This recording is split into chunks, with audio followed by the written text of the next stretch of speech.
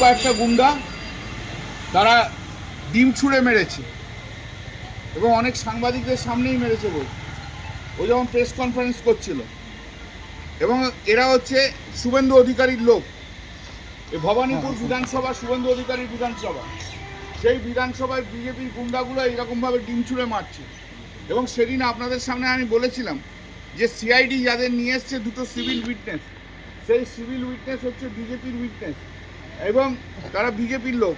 এবং ওই যারা ডিম ছুঁড়েছে তাদের মধ্যে এই ছেলেটি, যার ছবি তুলে রেখেছি দেখুন, এই ছেলেটি ডিম ছুঁড়েছে, যাকে সিআইডি ইন্টেলিজেন্স দিচ্ছে, সিআইডি যাকে নিয়ে এসেছিল।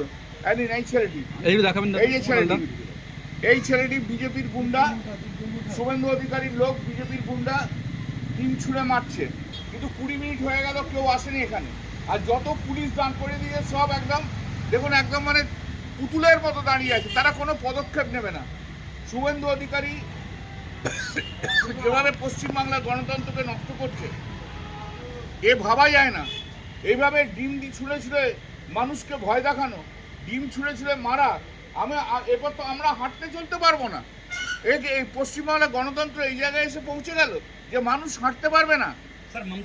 अरे भाई आप सुनिए, आपको धैर्य नहीं है तो छोड़ दीजिए, इसलिए एनआई को हम नहीं देते हैं।